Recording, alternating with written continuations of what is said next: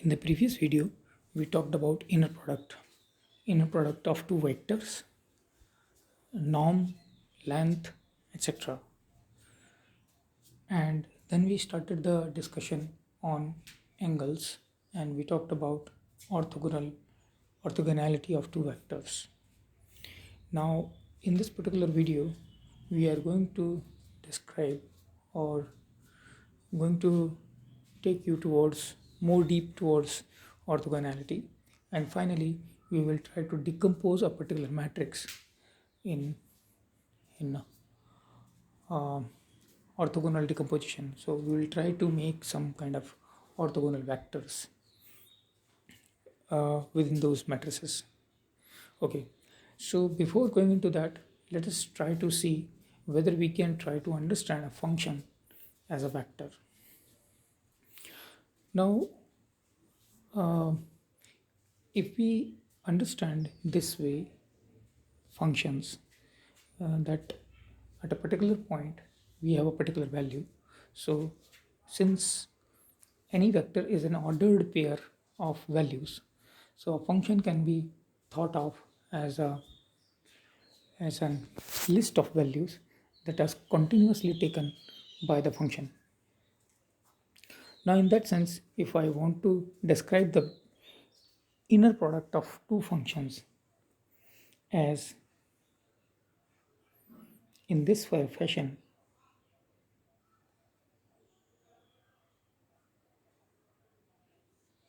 in this way, where uh, we are taking the dot product of two functions u and v from a to b, right?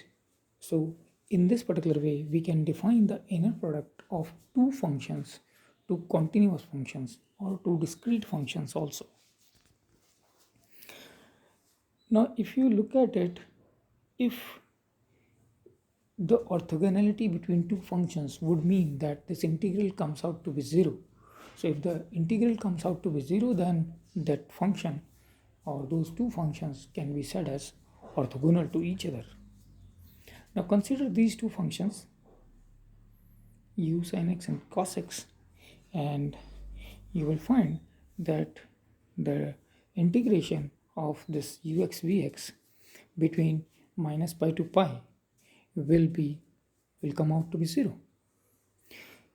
And the idea that we exploit here to find out um, orthogonal functions is that the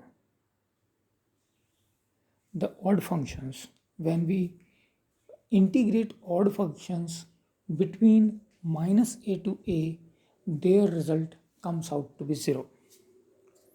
So after multiplying the composite function, if that function becomes an odd function, then that particular function must or can be taken as orthogonal function. So those two functions can be taken as orthogonal functions.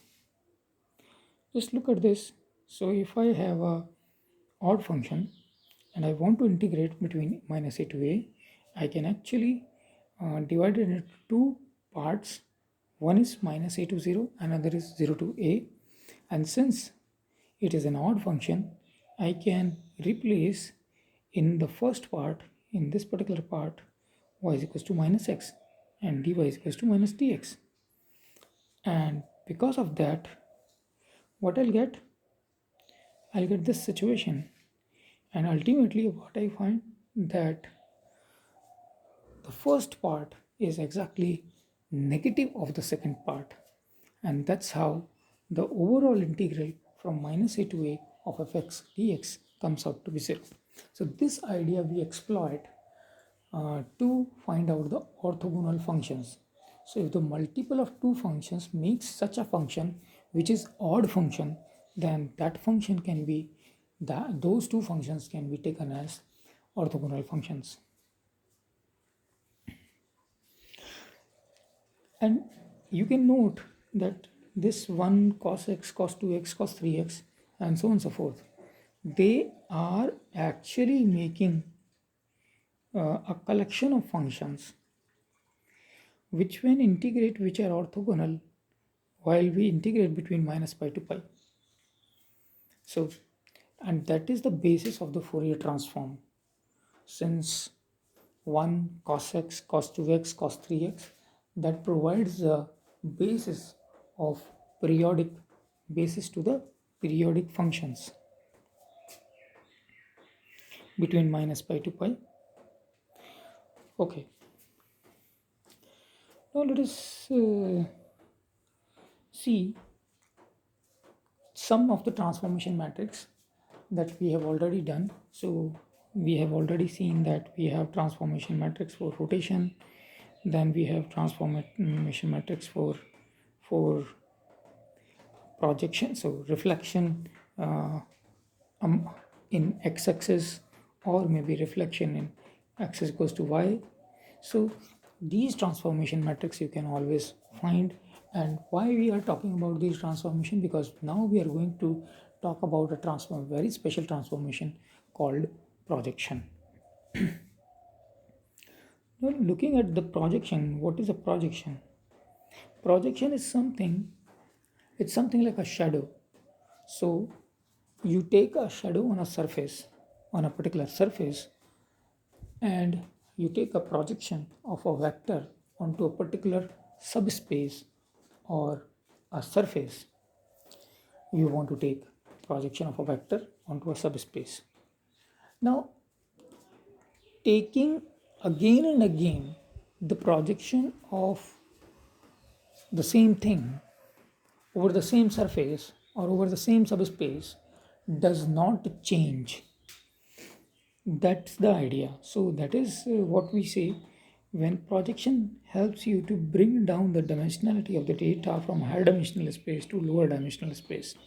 So first of all, you have a in a case of shadow also, you have a three-dimensional object. Then you take the shadow, or you try to find out the shadow, the projection of that particular thing. Then now it becomes a 2D. So it's a subspace there where you are actually projecting that particular object while keeping most of the details or the significant details into your considerations.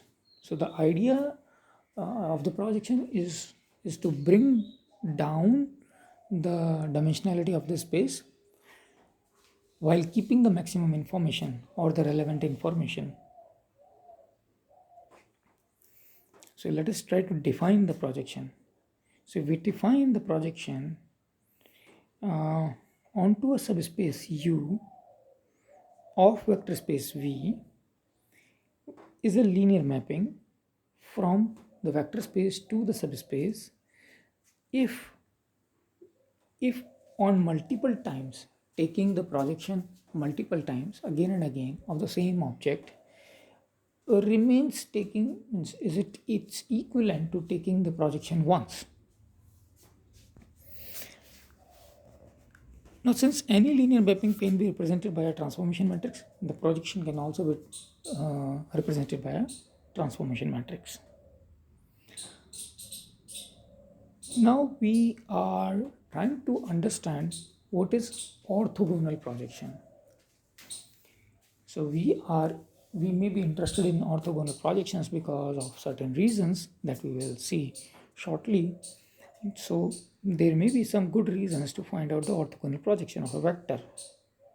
Now orthogonality can only be understood when there is inner product with the vector space. So we define a vector space with a particular inner product, and now we want to project vectors onto its subspace.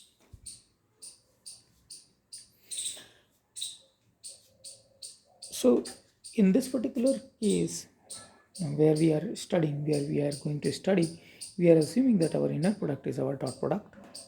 We are considering the Rn as our vector space, and let us suppose B vector is the basis vector that where I want to project our objects.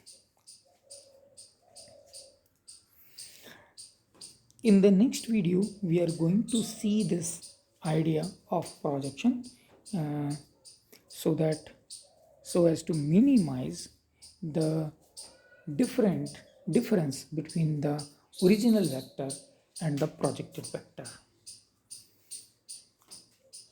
Okay, thank you.